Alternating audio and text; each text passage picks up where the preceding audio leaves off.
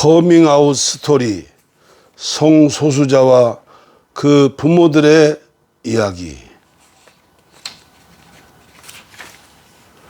네 번째 이야기입니다. 저는 세 번째 이야기를 읽으면서 절제할 수 없어서 참을 수 없는 눈물을 어찌할 수 없어서 눈물을 흘리면서 콧물을 흘리면서 읽어드렸습니다. 네 번째 이야기는 울지 않았으면 좋겠습니다.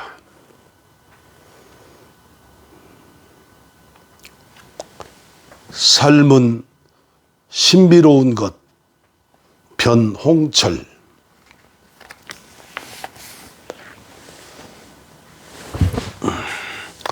아빠하고 딸 맞아요? 우리 집은 워낙 딸이 귀한 집안이라 둘째 혜빈이는 어릴 적에 특별히 가족들의 사랑을 많이 받았습니다.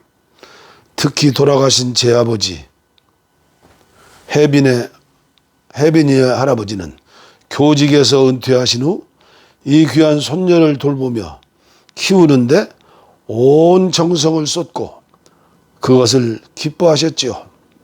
그런데 어릴 때부터 혜빈이는 흔히 여자아이들이 좋아하는 아기자기한 물건이나 색깔, 옷 등에 흥미를 느끼지 못했습니다. 지금에야 이런 생각이 성별 이분법의 편견에 지나지 않는다는 것을 알게 되었지만 아무튼 그런 편견에서 자유롭지 않았던 당시 우리 가족은 혜빈이가 별로 딸답지 않다고 늘 생각했지요. 주위 사람들도 아빠와 딸 사이 같지 않고 뭔가 좀 독특하다, 너무 쿨하다, 진짜 아빠하고 딸 맞아요? 하고 농담을 하고 했습니다. 그러나 행동이나 취향은 사람들마다 개성이 다르니 그럴 수도 있겠거니 하며 초등학교 다닐 때는 가족들도 크게 신경 쓰지 않았습니다. 총명하여 공부를 잘했고 자연과 사물을 관찰하는 힘이나 글로써 생각을 조리 있게 표현하는 능력이 뛰어났기 때문에 다들 혜빈이가 별 문제 없이 잘 성장할 거라고 믿었습니다. 다만 말수가 너무 적고 사교적이지 못한 성격이 자라면서 좀 바뀌기를 바라는 정도였습니다. 그런데 중학교 이후 학교 생활과 친구 관계 등에서 어려움을 조금 겪는 눈치였습니다. 나이에 비해 지나치게 혼자 생각에 빠지는 경우가 많았고 매사에 걱정과 회의가 많은 듯 했습니다. 표정이 어두울 때가 많았고 특히 자신의 앞날에 대한 이런저런 고민이 많았습니다. 무엇보다 이 무렵부터 옷차림이나 머리 모양 등에서 또래 아이들과는 다른 취향을 드러내기 시작했습니다. 차마 입는 것을 유독 싫어했고 거의 남자아이 같은 가로치고 지금은 이것도 편견이라고 생각하지만 가로 닫고 짧은 머리 모양을 선호했습니다. 무언가 도움이 필요하겠다는 느낌이 늘 있었지만 그러나 그때만 하더라도 아이가 지나치게 예민하고 조숙한 탓이라고 다들 생각했습니다. 학교 성적이 뛰어나고 글쓰기와 그림 그리기 등 여러 방면의 재능이 있어 사춘기를 잘 극복하면 별 문제가 없을 거라고 치부했습니다. 그러나 여자고등학교에 지나간 이후에는 대인관계와 학교 생활이 거의 불가능할 정도로 자기 정체성에 혼란을 겪는 것으로 보였습니다. 특히 치마 교복을 결코 입지 않겠다고 했고 또래 아이들과 거의 정상적인 친구 관계를 맺지 못하는 듯 했습니다. 급기야 숙려 기간을 거쳐 학교를 자퇴하기까지 했습니다. 돌이켜보면 이 무렵 혜빈이의 고통의 실체를 잘 살피지 못하고 변변한 도움을 주지 못했던 것이 아비로서 참 미안하고 후회스럽습니다. 그나마 저나 아내가 평소 학교 성적이나 입시 문제로 아이들을 옥죄는 것은 옳지 않다고 생각했고, 또 그런 문제로 혜빈이에게 부담감을 준 적이 없었기에 그런대로 부모 노릇을 잘하고 있다고 생각했는데, 늘 우울한 얼굴을 하고 힘들어하는 아이 얼굴을 볼 때마다 무엇을 어떻게 해야 할지 몰라 안타까웠습니다. 꼭 세상이 정해놓은 시간표와 기준에 억지로 끼워 맞춰 살 필요가 없다. 누구든 자기가 원하는 것이 무엇인지 내면의 목소리에 귀를 기울이고 그것을 따를 자유와 권리가 있다. 초조하게 생각하지 말고 내가 정말 하고 싶은 공부, 하고 싶은 일을 찾을 수 있도록 응원하고 지지하겠다고 격려하기는 했지만 부모로서 솔직히 불안하지 않을 수 없었지요. 고등학교를 자퇴한 뒤 혼자서 공부하여 고등학교 졸업인정 검정고시를 무난히 통과하고 좋아하는 그림 그리기에 열중하며 대학 진학을 준비하는 모습을 보며 조금 안심하기는 했지만 침울한 표정과 대인 기피에 가까운 행동은 여전히 가족들을 안타깝게 했습니다. 특히 하루의 대부분을 자기 방에 혼자 틀어박혀 있는 것을 옆에서 보며 노심초사했던 할머니, 가로치고 저의 어머니, 그 불안은 저에게 또 하나의 근심거리가 되었습니다. 한마디로 가족들이 모두 혜빈이의 일거수일투족에 신경을 쓰고 걱정하느라 하루하루 살얼음판을 걷는 것 같았습니다. 혜빈이는 급기야 원래 원하던 대학에 합격해 놓고도 등록을 하지 않은 등 삶의 의미를 찾지 못하고 계속 방황하고 갈등했습니다. 불면증에 시달렸고 건강도 나빠졌습니다. 원인을 알 수 없는 극심한 복통이 갑자기 찾아와 고통을 호소하기도 했고, 이따금 몸을 가눌 수 없을 정도로 갑작스레 기력이 떨어져 쓰러지기도 했습니다. 그럴 때면 온몸이 얼어붙는 것처럼 차가워지고 몸에 핏기가 갑자기 빠져버린 듯 했습니다. 병원에서 이런저런 검사를 해봐도 가벼운 빈혈이었다는 것 외에 특별한 원인을 찾을 수도 없었습니다. 이렇게 힘든 나날들을 지내다 보니 가족들은 혹시라도 혜빈이가 잘못된 선택을 하진 않을까 하고 긴장하지 않을 수 없었습니다. 하루에도 몇 명씩 청소년들이 자살을 선택하는 끔찍한 사회, 그런 이야기가 우리 가족에게는 나무일같이 아니하였습니다. 게다가 도대체 이 모든 일의 원인은 무엇일까? 혹시 부모로서 우리가 무언가를 잘못하고 있는 것은 아닌가? 우리도 기억하지 못하는 어떤 깊은 상처를 아이의 영혼에 낸 적은 없었나 하는 자괴감이 저와 아내를 한시도 떠나지 않았습니다. 잃어버렸던 아이를 되찾는 기쁨. 그러던 중 혜빈이로부터 자신의 성 정체성, 트랜스젠더에 관한 토로를 어렵게 듣게 되었습니다. 솔직히 말씀드리면 저는 아비로서 그 이야기를 듣고 충격을 받기보다는 오히려 그동안 풀리지 않았던 수수께끼가 풀리는 듯한 기분이 들었습니다. 도무지 딸같지 않다고 여겼던 아이의 행동과 취향, 딸과의 관계라고 하기엔 뭔가를 늘 조금 어색했던 십수년간의 시간이 주마등처럼 머릿속을 스쳐 지나가며 이해되지 않았던 여러 상황이 비로소 납득되기 시작했습니다. 어려운 퍼즐 조각을 맞출 수 있게 된 기분이었습니다. 그리고 혜빈이가 그동안 혼자서 감내해야 할 고민과 갈등이 얼마나 외롭고 고통스러울지 생각하니 너무도 측은하고 미안했습니다. 물론 혜빈이의 커밍아웃을 한 번에 쉽게 가족 모두가 받아들일 수 있는 것은 아니었지만, 그러나 다행스러운 것은 우리 가족 모두가 그전에 녹색당 당원으로서 성소수자 문제에 대해 어느 정도 배울 기회가 있었고 그 덕분에 조금은 열린 마음을 갖고 있었다는 것이었습니다. 먼저 혜빈이의 정체성을 알게 된 저와 아내, 그리고 혜빈이의 형인 첫째 아들은 우선 혜빈이의 할머니와 외할아버지, 외할머니, 가족과 친지들에게 이러한 사실을 한 분 한 분 차근차근 설명해 갔습니다. 물론 이야기를 꺼내기 전에 과연 가족과 친지들이 어떻게 받아들일지 걱정스럽고 두렵기도 했습니다. 하지만 무엇보다 혜빈이의 삶이 중요하고 또 그것을 위해서는 가족 공동체의 이해와 지지가 반드시 필요하다고 생각했기 때문에 용기를 내어 끈기 있게 설명하고 공유하기 시작했죠. 그런데 뜻밖에도 모두들 마음을 열고 이 사실을 받아들이고 그동안 힘들었던 혜빈이를 다독이고 응원해 주었습니다. 그 과정은 우리 모두에게 너무나 기쁘고 흐뭇한 시간이었습니다.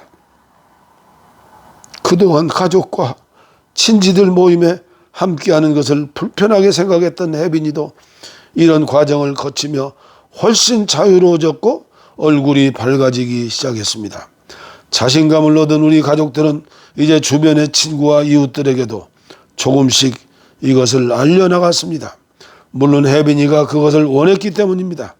역시 가족, 친지들처럼 친구와 이웃들도 혜빈이의 정체성을 이해하고 받아들여 주었습니다.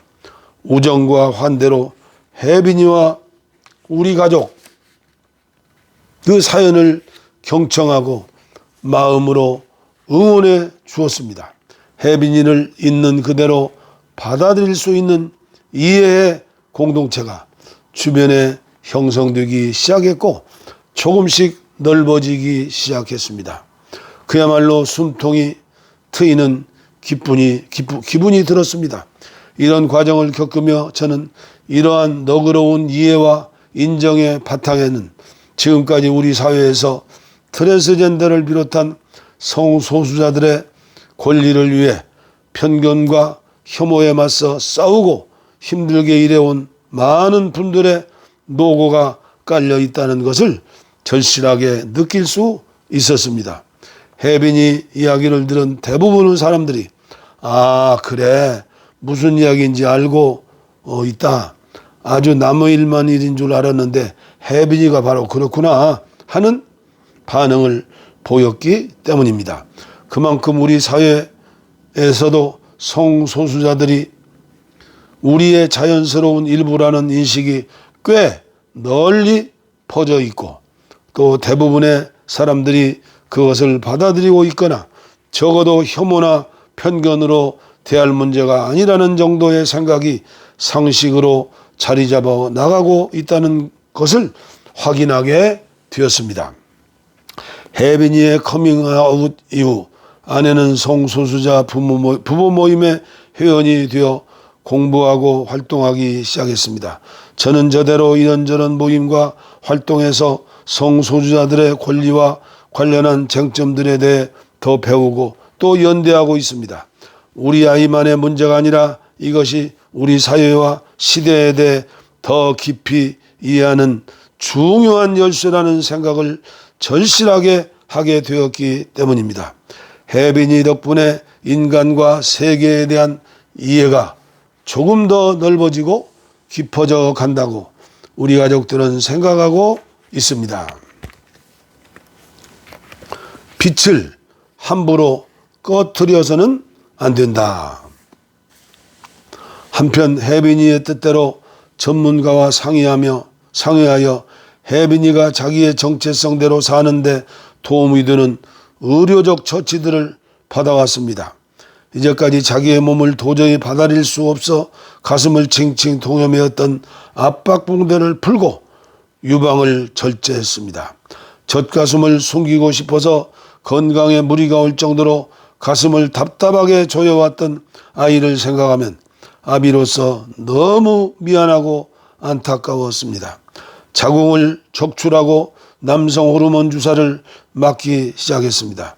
자기 정체성대로 살고 싶다는 바람 때문에 혜빈이는 이 힘든 과정들을 씩씩하고 담담하게 잘 겪어왔습니다. 이제 혜빈이는 우빈이는 누가 보더라도 멋진 남자 청년으로 보입니다. 혜빈이는 자신의 정체성에 따라 남성으로 살기를 바라면서 자기 이름을 혜빈에서 우빈으로 고쳐 불러주기를 바랐습니다. 그 뜻을 존중해서 가족들은 우빈이라고 부릅니다. 또 얼마 전 법원에서도 개명 신청을 받아들여 이제 법적으로도 이름을 우빈으로 바뀌게 되었습니다. 우빈이는 하루가 다르게 표정이 밝아지고 말수가 늘어가고 있습니다. 십수년 만에 우빈이가 밝게 웃는 얼굴로 자기 이야기를 하는 모습을 보면서 가족들은 이제야 한시름 놓고 있습니다. 자신의 삶에 대한 의욕과 애착을 갖고 앞날을 준비하는 모습을 보면서 마치 잃어버렸던 아이를 되찾는 듯한 가슴 뻐근한 기쁨을 느낍니다. 친지와 이웃, 친구들도 이제 우빈이를 스스럼 없이 남성으로 받아들이고 있습니다. 우빈이도 그동안 서먹서먹했던 친지들, 이웃들, 친구들과 더 밝은 얼굴로 만나고 관계를 회복해가고 있습니다. 물론 이제 이름도 다들 우빈이라고 부르는 것이 자연스럽게 되었습니다. 공익인권 변호사 모임 희망을 만드는 법의 도움을 받아 가족등록부 성별 정정 신청도 대구 가정법원에서 냈습니다. 박한희 변호사 등 희망법 변호사님들의 헌신적인 도움 덕분에 막막하기만 했던 절차를 밟아 나가는데 큰 용기와 지혜를 얻게 되었습니다. 또 의사와 관련 분야 전문가 선생님들, 가족과 친지들, 이웃과 친구들이 우빈이의 성별 정정을 지지하는 탄원서를 써주었습니다. 이런 지지와 응원에 힘입어 지난 12월 13일 법정에서 심리에 임했습니다. 저는 미리 제출한 부모 동의서에서 존경하는 판사님, 저는 우빈이 아비로서 아들이 자신의 정체성을 그대로 존중받으며 행복하게 살 수 있기를 바랍니다. 그래서 판사님께서 우빈이가 남성의 신분으로 당당하게 살 수 있도록 법적인 선처를 해 주실 것을 간곡히 부탁드립니다. 판사님의 선처로 우리 사회가 우빈이를 있는 모습 그대로 받아들일 수 있도록 도와주십시오 하고 호소했습니다. 이날 우빈이는 판사 앞에서 당당하게 이렇게 말했습니다. 저는 대학에 합격해 놓고도 등록을 포기했습니다. 제 정체성과 다른 여성의 신분으로 입학해서는 정상적인 학교 생활을 할 수 없겠다고 생각했기 때문입니다. 저는 지금 취업을 준비하고 있지만 역시 법적인 여성 신분으로는 제대로 된 사회생활도 하기가 어렵습니다. 제 정체성과 다른 법적 신분 때문에 저는 제가 하고 싶은 공부도 일도 포기하면서 살아왔고 앞으로 그래야 할지도 모릅니다. 저도 공부하고 싶고 일하고 싶습니다. 행복하게 살고 싶습니다. 제가 삶을 포기하지 않고 행복하게 살 수 있는 권리를 포기하지 않도록 판사님이 도와주십시오. 우빈이와 우리 가족은 가족등록부 정정 신청이 받아들여지기를 기다리고 있습니다. 누구라도 그러하듯이 우빈이의 삶도 앞으로 수많은 어려움에 부딪힐 수밖에 없겠지만 우빈이가 자신의 정체성 그대로 떳떳하고 당당하게 삶의 현장에서 그 어려움들과 맞서 싸우며 성숙해 갈 수 있는 기회를 국가와 법이 열어주기를 바랍니다. 우빈이와 같은 성소수자들은 자신들의 정체성을 있는 그대로 존중받아야 마땅합니다. 비록 사회 일각에서는 아직도 이들의 정체성을 인정하지 못하는 시각도 있으나 날이 갈수록 사회 전반적으로 성소수자들의 존재와 당당한 삶을 누릴 권리를 인정하고 보장해야 한다는 인식이 확산되고 있습니다. 저와 가족들은 모두 가톨릭 신자입니다. 하나님을 믿는 사람들입니다. 저는 제 아들 우빈이와 같은 성소수자들의 존재는 하나님이 창조한 이 세상에 놀라운 다양함의 귀한 일부라고 믿습니다. 풍성한 피조물들의 꽃밭의 한 부분에는 우빈이와 같은 트랜스젠더들도 당당하게 자신의 색깔과 향기를 발할 권리가 있다고 생각합니다. 우리 모두의 삶은 하나하나가 다 아름답고 신비로운 것입니다. 누구도 어떤 제도나 힘도 그 삶의 신비로운 빛을 함부로 가리거나 깨트려서는 안 됩니다. 2018년 2월 23일 대구가정법원은 우빈이가 낸 가족관계 등록부 정정 신청을 허가한다는 결정을 했습니다. 법원은 우빈이의 신청이 이유 있다고 본다고 밝히고 있습니다. 주여, 한국교회 창조신앙만 고집하면서 하나님의 뜻을 이해하지 못하고 수많은 성소수자들, 동성애자들을 사랑한다고 하지만 사실은 법을 반대하는, 목숨 걸고 반대하지 아니면 한국교회가 망한다고 하는 저들에게 주여 은혜를 주시옵소서. 불쌍히 여겨 주시옵소서.